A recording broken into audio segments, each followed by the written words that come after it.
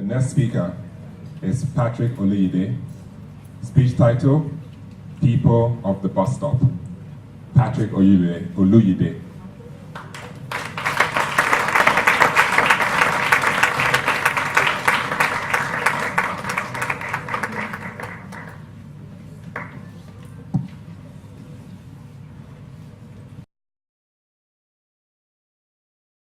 If you ever thought a consultant, oh no. If you ever thought a conductor as a reality confined to musical concerts, a visit to the bus stop opera of confusion would sway you otherwise.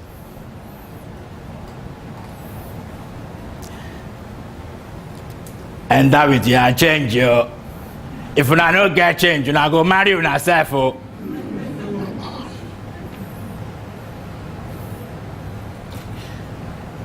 Such a colorful scenario to avoid, beautiful to disdain, so amusing to weep for, a dream so dangerous if not in consciousness.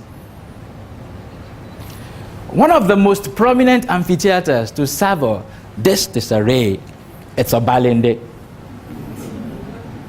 a hub to several destinations and a host to an impressive display of confusion.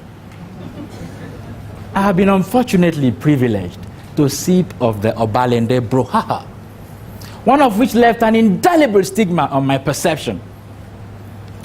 It was on a day bedeviled by an unusual traffic, and my arrival at Obalende was greeted with a polyphony of cries like, "What's your yogi?" While waiting at the bus stop, I had to ponder on the inspiration that christened some destinations like Okoko Michael, Tabo Tabo, Iyano Shashi, Isokmako, Onigo, Onireke. And while in the bus, I had to question what else these blood-sucking demons called Molwe would depict to an enlightened mind, if not a true reflection of the value placed on life. Let alone the communion of odors and stenches that salute nostrils as they make their way into these mobile coffins. In fact, if Ogun, the Iswa god of iron, in his reincarnation, were to be offered such an abode, I vouch you to hear, "Blood of Jesus," in outright refusal.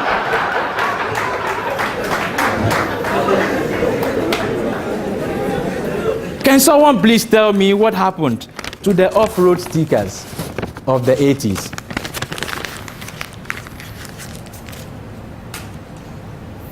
I barely sat down when I heard, "Praise Master Jesus!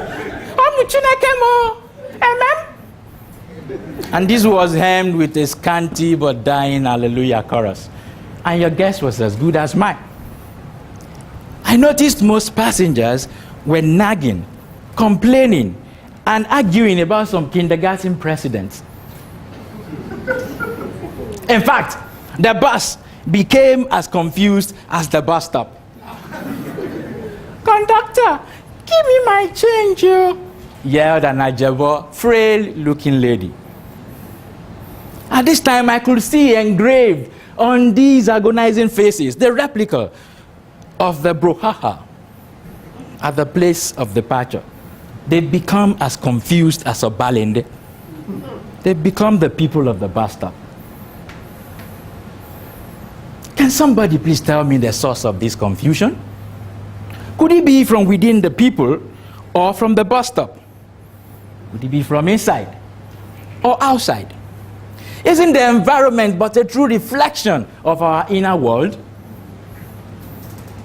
The confusion at the bus stop began with the pandemonium of purposelessness within each of the passengers. And what do you expect from such? Or the proverbial irony of the ignoramus driver, charting the course and leading the so-called educated. Who will save us from this wretch? For most are like Alice in the Wonderland, who at the crossroad ask, "Would you please tell me which way I ought to go from here?" "It depends a great deal on where you want to get to." "I don't much care where." "Then it doesn't matter which way you go." For to a man that is bound to no port, said Seneca, no wind is favorable. The poet Toba Beta, in his poem The Master of Stupidity, mentioned that a country without a vision runs to every direction. Does that describe a nation you know? The contest chair.